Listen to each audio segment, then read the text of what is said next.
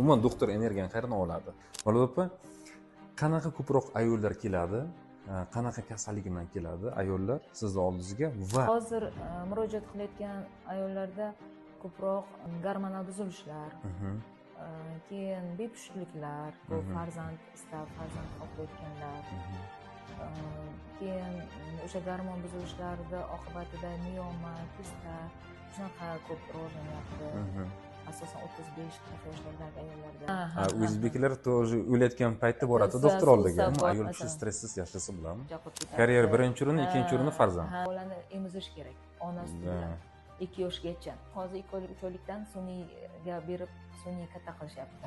Umuman mana hozir kashlar o'rnini bosyaptimi ona ustidan? Yo'q, ona ustidan bosmaydi. Hech qachon bosolmaydi. Hech narsa bosmaydi ona ustidan. O'sha tug'ilgandan yarim soat ichida ko'krakka berilganda o'z suti deyiladi.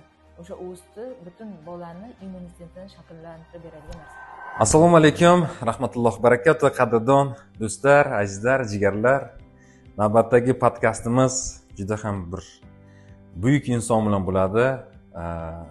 Juda ham mashhur doktor, ginekolog doktor Mustafayeva Mavlud opa. Bu kishi demak ginekolog, juda ham bir o'zi haqida bugun gapirib beradilar. Bizning shogirdimiz. Xush kelibsiz. Assalomu alaykum, rahmatullohi barakatuh.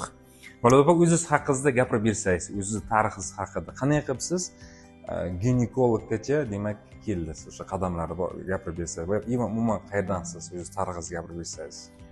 Assalomu alaykum. Avvalambor men Qashqadaryodan, Qashqadaryo viloyati Chiroqchi tumanidan.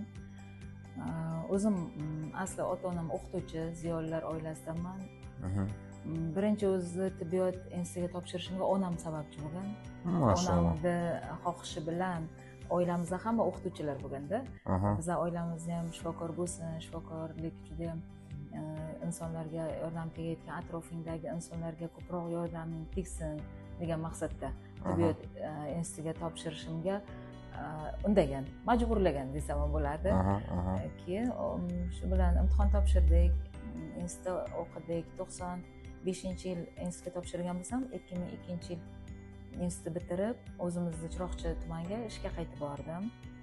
Keyin u yerda ish tajribamda bizlarga o'sha paytda umumiy amaliyot shifokori mutaxassislik berishardi. Umumiy amaliyot shifokoridan o'sha yerda qishloq vrachlik punktiga ishga kirganimda, ginekolog mutaxassis yetishmayotganligi sababli ginekologlikka yana qayta o'qishimga majbur bo'ldim. Ginekologlikka qiziqib keyin o'sha ishga borgandan keyin. O'shanda necha yil o'qigansiz? 2 yil ordinaturada o'qidik qo'shimcha. O'sha umumiy 5 yil o'qidik. Yo'q, 7 yil umumiy amaliyot shifokori o'qidik, yana 2 yil mutaxassislik uchun, ginekolog mutaxassisi olish uchun. 9 yil o'qish. 9 yil o'qidingiz. Keyin 2010-yilga kelib, men ginekolog mutaxassisligi olib, keyin yana o'zimizni tumanga ginekolog sifatida ishga bordim. O'zimizni tumanga. Keyin o'zimizni tuman shifoxonasida ishladim, tug'ruqxonada ishladim, ginekologiyada ishladim. Xullas, bu yergacha yetib kelishimga birinchi o'rinda ota-onam sababchi, menga shuncha sharoit qilib berib o'qishimga. Keyin xo'jayinimning oilalari. Turmushga chiqqanimdan keyin o'qidim-da men ginekologlikka. Turmushga chiqib, keyin 2 yil mutaxassislik o'qidim yana. O'sha xo'jayinimning oilasida. Keyin 2021-yilda men xususiy faoliyatga o'tib ketdim. Davlat anosida bo'shab ketdim.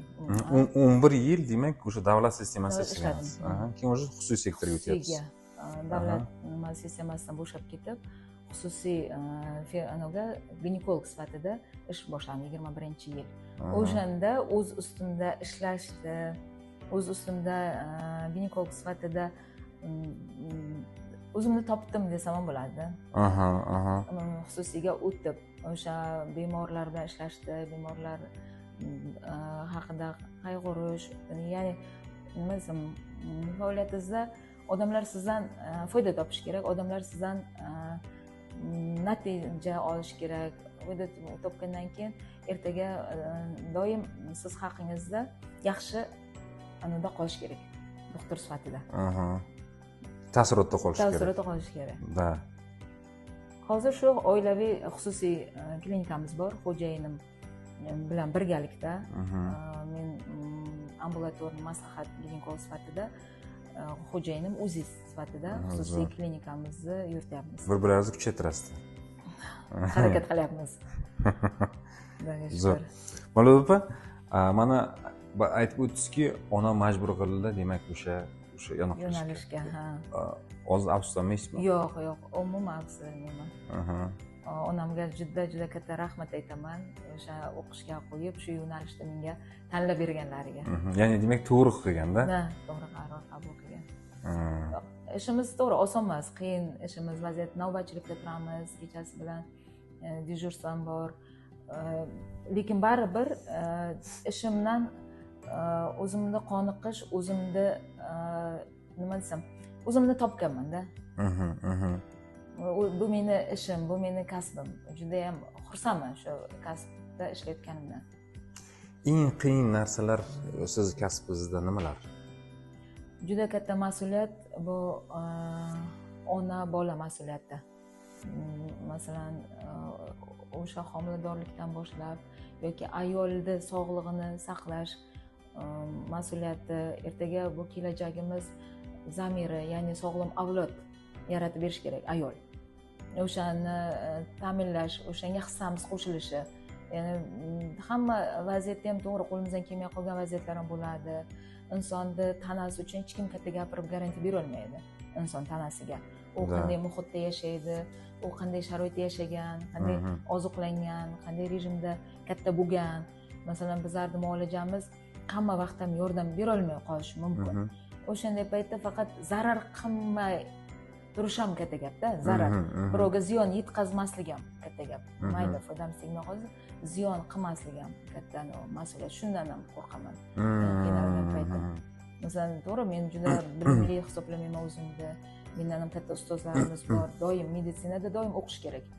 O'zi aytilganki, qadimgi bobolarimizdan umring oxirigacha qabrdangacha ilm urgan. Shunaqa. Bir umr o'qishimiz kerak, izlanishimiz kerak, yangilikni o'rganishimiz kerak. O'sha qo'limdan kelmay qolgan vaziyatda birovga ziyonim tegmasin. Zo'r. Degandan qo'rqaman. O'sha birovga ziyon qilib qo'ymayin. O'sha aytamanki, ayollarni, homiladorlarni mas'uliyati katta. Zo'r. Kelajagiga. Umuman yaxshi doktor qanaqa xislatlarga boy bo'lishi kerak? Bu mening shaxsiy fikrim.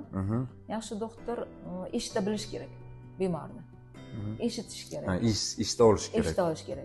Bemor masalan faqat kasalligi haqida emas, masalan faqat kasalligiga keldi, bir joyim og'ridi, bitta dori yozib berdi emas.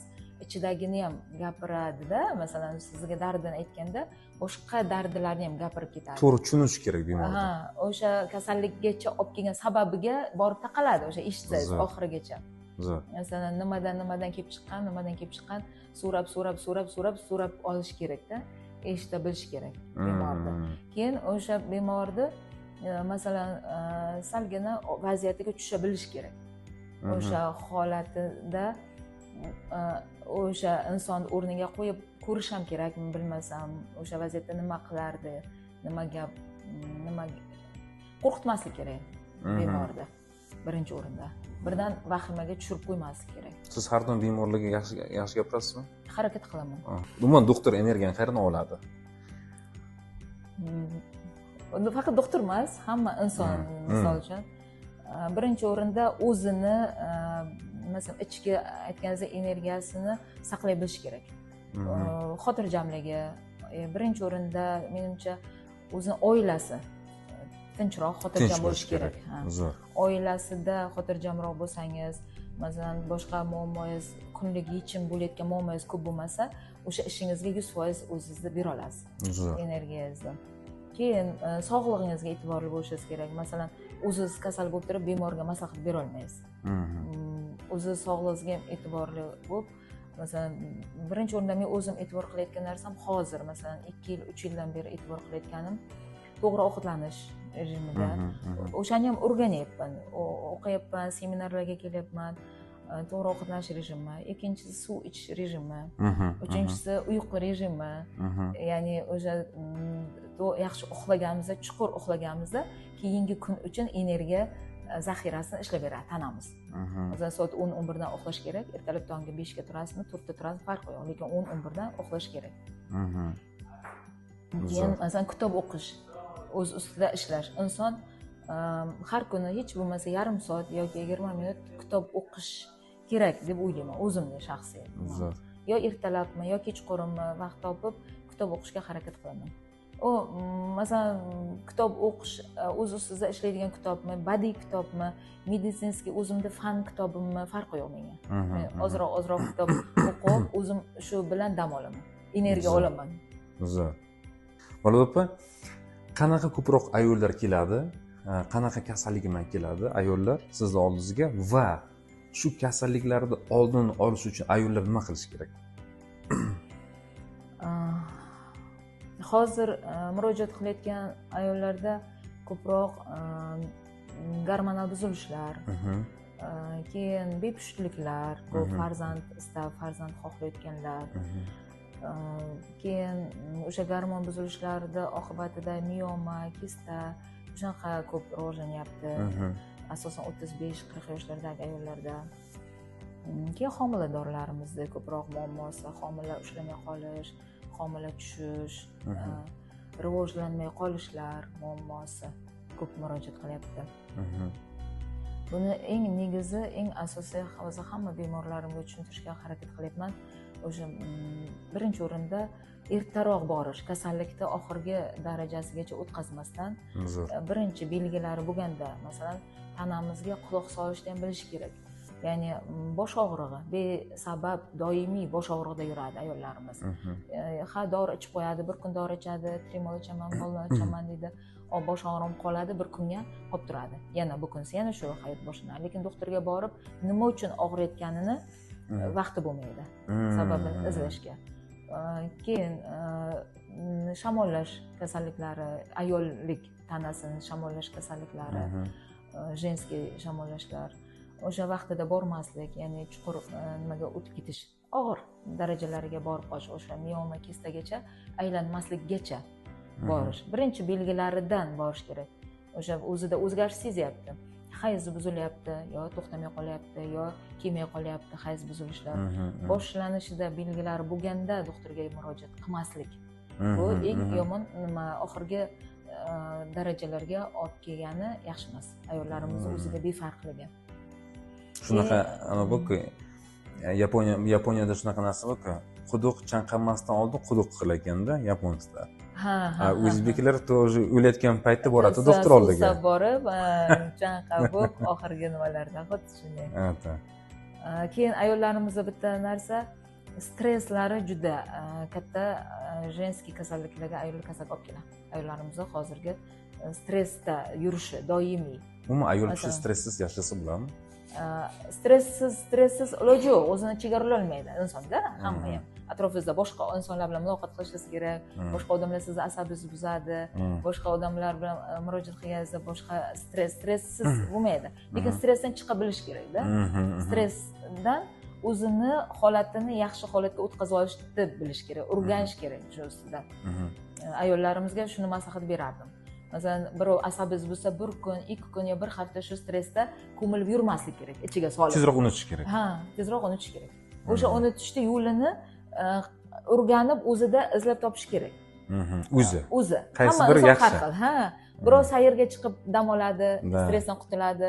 Birov bironta sayohatga boshqa shaharga borib bir stressdan qutuladi. Kimdir karaoke aytadi. Kimdir qo'shiq aytadi. Kim raqsga tushadi. Yo kimdir kitob o'qiydi. Kimdir mehmonga borib stressdan qutulib keladi. Masalan, bor-ku, opa dugonalar bir kimdir qaynonasi oldiga borib. O'shanda o'zini anasini topa bilish kerak. Stressdan chiqib olish holatini. O'sha kasallikgacha olib bormasdan.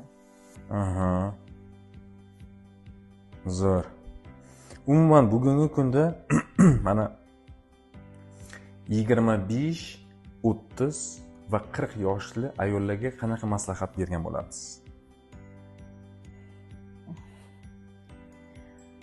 25 yoshli ayollarimiz hozirgi nimada hozir faqat sog'lom farzand ko'rish, turmushga chiqish, birinchi o'rinda turmushga chiqib farzandli bo'lish ko'proq maqsadlari bo'ladi.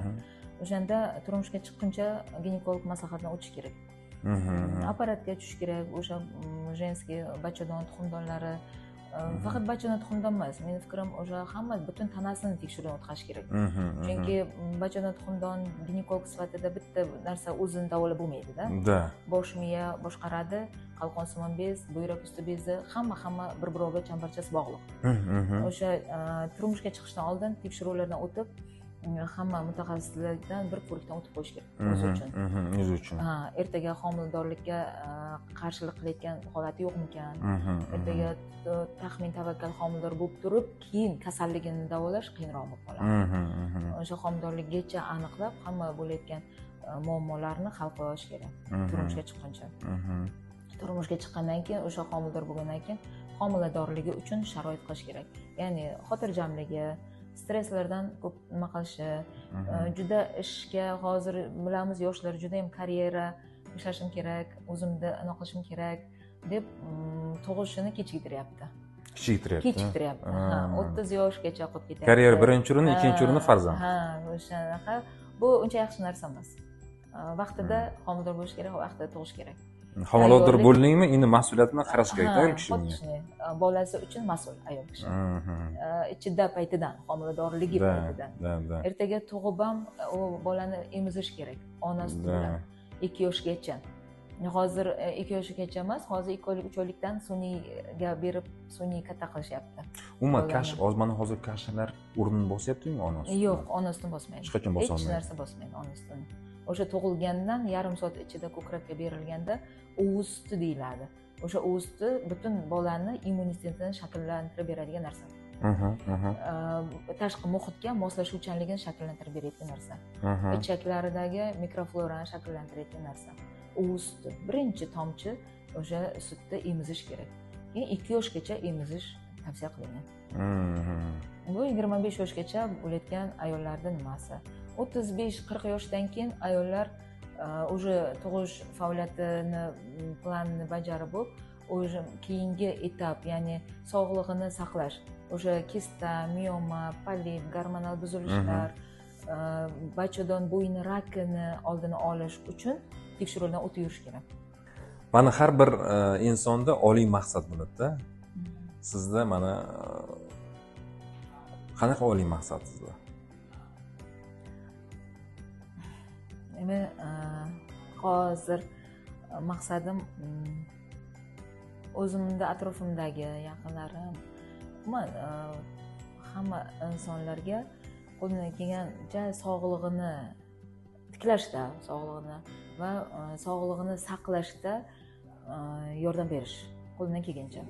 Zo'r. Va ko'proq o'sha sog'lig'ini saqlab qolishda, ya'ni sog'liqni tiklashdan ko'ra saqlash yaxshiroq. Sog'liq borida saqlash kerak, qadrlash kerak sog'lig'ini. O'sha sog'liqni saqlashda insonlarga bilim ham berish kerak, ma'lumot ham berish kerak. Shu ham maqsadimning bir qismi. Zo'r. Umuman ayol kishi, umuman ona o'zini qiziga ginekologiya tomonidan qachon boshlash kerak gapirishda? Necha yoshdan o'zini qiziga? O'smirlik davrida.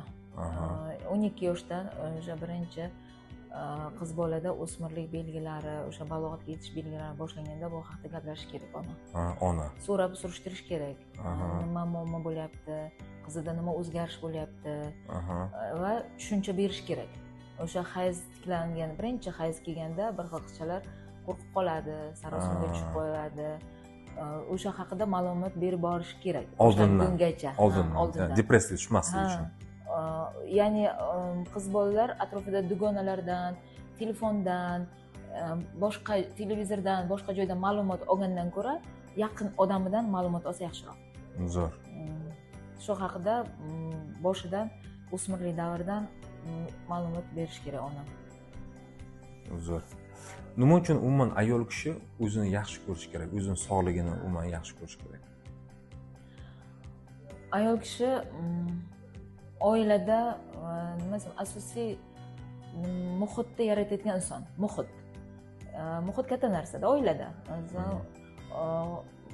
Erkak kishi ham, bolalari ham, xo'jayini, farzandi, hamma sog'lom ayol bo'lsa, oila muhiti yaxshi bo'lib turadi.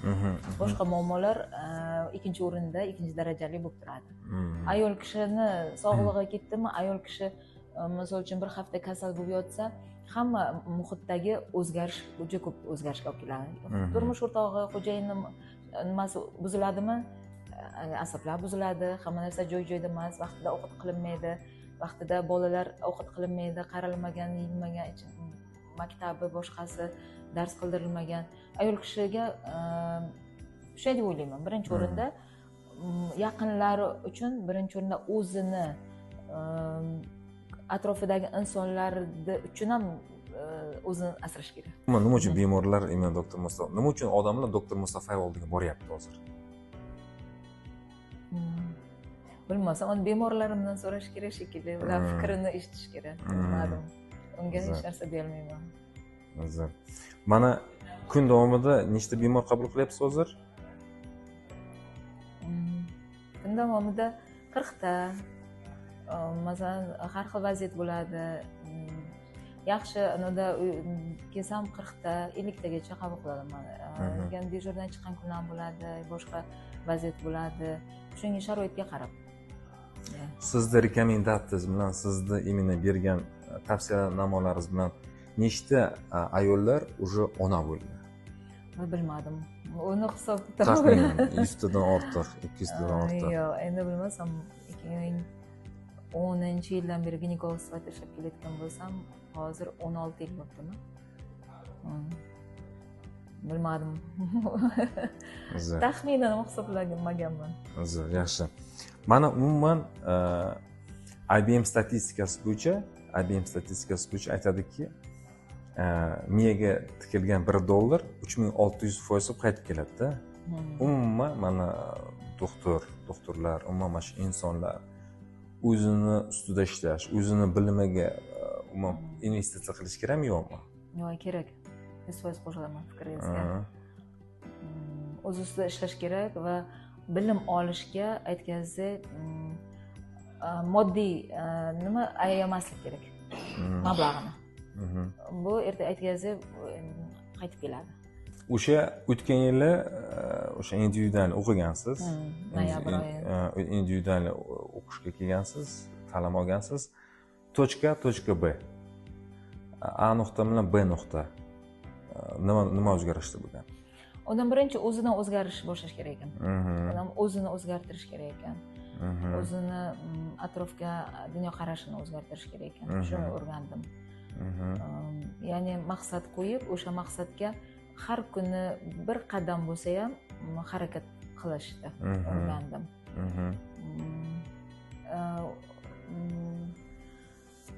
O'z ustimda ishlash, o'sha rivojlanish uchun, kasallarimga ko'proq ma'lumot, ko'proq yordam tegish uchun ko'proq energiya bo'lish kerak.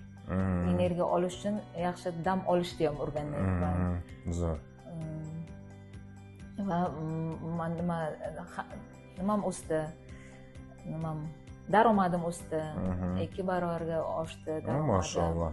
O'sha oilaviy nimamiz ochishimizga, xususiy klinikamizni ochishga harakat qilyapmiz. Zo'r, xudo xolasa. Bizda ham katta yordam tekan siz. Kimlarga tavsiya qilasiz? Umuman mana o'sha o'qishimni kimlar o'qish kerak, nima deb o'ylaysiz? O'zini hurmat qilgan, o'zini kelajakda inson sifatida yaratmoqchi bo'lgan, o'zini masalan daromadi oshish uchun, oilaviy shaxs sifatida ham o'sish uchun, o'ziga ishonchi ortishi uchun, faqat daromad emas, o'ziga ishonch ortishi uchun ham kerak sizlar darslaringiz. Da. O'zingizga ishonch oshirish uchun. Ha, o'ziga ishonch oshirish uchun ham. Yevgeniy Chernik aytadi-ku, тоже bizning yaxshi o'rtog'imiz. Insonni 100% o'ziga ishondimi, уже 60-70% muvaffaqiyat ekanda, любой sohada. Shunday. O'sha uchun ham kerak darslaringiz. Seminarlaringiz. Zo'r, xudo xolasa offline uchrashuvlar qilamiz kelajakda. Offline katta ayollar uchun ko'proq qilamiz inshaalloh. Xudo xolasa bizni bugun ko'rib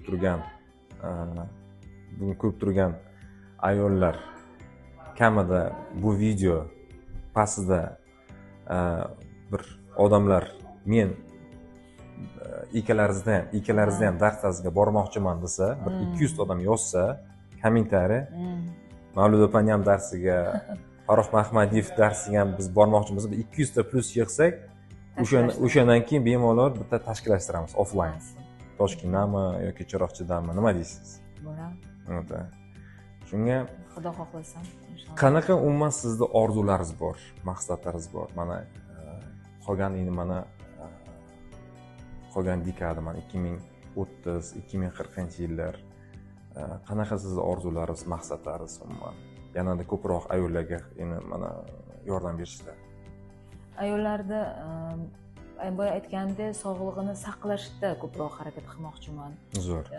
Kasallikni davolash uchun emas, sog'lig'ini borida saqlash uchun ko'proq ma'lumot berish kerak-da ayollarimizga.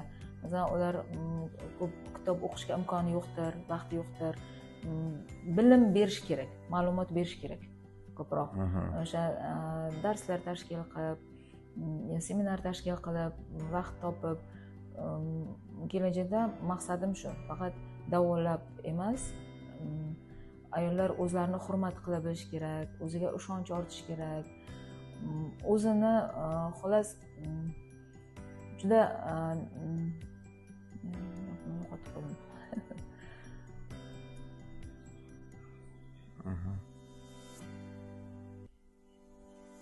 hali to'g'risi maqsadim bag'ini o'chirib tashlasam bo'lar. Maqsadimda nima qilgam yo'q hali. Uzr. Umuman mana sizni xususiy klinikangizga demak oldindan o'sha manzili bor, ha? Manzili bor. O klinika, yangi klinika qayerda ochilyapti? Manzili qayerda bo'lyapti? Qachon ochilyapti? Xudo xolasa? Nasib bo'lsa 1 oylarda ichida ochib qoladi. 1 oyda ichida. Xudo xohlasa. Demak, inshaalloh 1 oy ichida rejamizda. 1 oy ichida, ya'ni demak o'sha yangi klinikaga bemorlar borishi mumkin. Kuniga nechtagacha o'sha odam qabul qilishingiz mumkin yoqda? Yo'q, o'shanday, shu hozirgidek. Boshqacha nima bo'lmaydi. Shu hozir imkoniyatim, hozirgi energiyam yetguncha. Zo'r. Zo'r. Umuman ayol kishi doimo chiroyli va yosh bo'lish uchun nimalar qilish kerak? Umuman hayotidan qoniqib yashash kerak. Har kuni. Masalan, to'g'ri aytganingizdek, har xil stressli voqealar bo'ladi, negativ voqealar bo'ladi, lekin hamma o'sha voqeadan yaxshi tomonini ko'ra bilish kerak. Alloh bekorga o'sha sinovni bermagandir, bekorga o'sha muammoni bermagandir. O'sha bizlar o'sha muammoga chidamli ekanmiz, o'sha muammoni yechishga qurbimiz yetadiki, o'sha muammoni bergan. O'shani yechimini izlash kerak. Amoga tushib qolmaslik kerak, depressiyaga tushib, tushkunlikka tushib qolmaslik kerak. Yechimini qilib bilishga variant izlash kerak, yechimini izlab ko'rish kerak. O'shandagina ayollar o'zini sog'lig'ini saqlab, o'zini chiroyini saqlab qoladi degan fikrim mening. Zo'r. Mana bizni ko'rib turgan hali farzandi yo'q ayollar bor. Biz ko'rib turgan 2 ta qizi bor, o'g'il yo'q. Yoki bir xillarda biz ko'rib turgan 2 ta o'g'il bor, qizi yo'q. Sizda niyatlaringiz bunaqa buyuk ayollarga? Ayollar o'zi sog'lom ayol, sog'lom farzand ko'rish Allohdan yaratilgan. Sog'lom bo'lsa, ayol kishi masalan nechta xohlasa tug'ish nimasi bor, sog'lig'i ko'tarsa. U o'zlarini maqsadi, nechta farzand xohlaydi, nechta tug'ish oilaviy ma'nosi, sharoiti qanchaga nima o'zlari reja qilsa. Lekin o'g'il qizligi berayotgan Alloh. O'g'il qiz qilib berish bizlar insonlarda nimasi emas. Bizlar hamma narsaga aralashishimiz yaxshimiz. Allohning ishiga. Allohning ishi o'sha. Zo'r. O'g'il bo'ladimi, qiz bo'ladimi, sog' salomat rizqi bilan berib, o'sha farzandni qabul qilishimiz kerak. Zo'r. Balki o'sha 2 ta qizdan, 2 ta o'g'ildan rolini bajaradi, o'rnini bosadi. Xuddi shunday. Da. berganga Hech xudoga shukur qachon, qilib, ha, minnatdorchilik qilmasligimiz bildirib, kerak. noshukurlik qilmasligimiz kerak. O'g'il berdimi, ikkita o'g'il berdimi, uchta o'g'il berdimi, Sog'lom bo'lsin. zo'r. Ertaga o'sha sizni nomingizni, sizni farzandingiz ekanligini oqlab, o'sha tarbiyangizni nima qilsin? Yuzaga chiqarsin, ro'yobga chiqarsin. Da, zo'r. Demak, kitob yozish kelajakda reja bormi? Doktor Mustafayeva sirlari degan. Doktor Mustafayeva prinsiplari. Hali u nimaga yetib kelgani yo'q shekilli. Nasib Alloh. Balki asosda har anoda o'zgaradigan inson o'zgarish kerak. Balki o'zgarsam o'shanga yetib Odam har qanchada o'zgaradi? Siz har qanchada o'zgarasiz? 5 yilda. Har 5 yilda 5 yilda o'zgarasiz. o'zgaryapman. O'zim shunday tajribamda. Dobroq bo'lyapsizmi? Ha. Har 5 yilda. Dobroq. Yo'q, faqat dobroq emas, balki ayrim joyda baxtliroq, ishonchli, ishonchim oshib balki qattiqqo'lroq ham bo'layotgandirman, balki ayrim joyda. Sizga rahmat aytmoqchiman. Vaqt topib mana Toshkent shahriga kelib suhbat berdilar. Qimmatli, qadrli ayollar, o'zlaringizni xafa qilmanglar. Doimo baxtli bo'linglar. Chunki ayol kishi faqat o'zi baxtli bo'lsa, oilasini baxtli qila oladi. Shuning uchun kasal bo'lmanglar. Oldindan ko'rikka boringlar. O'zlaringizga demak investitsiya qilinglar. Va dunyoni sizlar borsizlar, biz bormiz. Shuning uchun sizlarni yaxshi ko'ramiz. Sizlarni asrab avaylaymiz. Shuning uchun sizlarga sog'lik, salomatlik, albatta bu bugungi video juda mazmunli, kerakli bo'lsa, boshqa ayollarga ham jo'natib qo'yinglar. Salomat bo'linglar. Rahmat. Kattakon rahmat sizga, chin yurakdan. Ishlaringizga rivoj, omon bo'ling. Rahmat.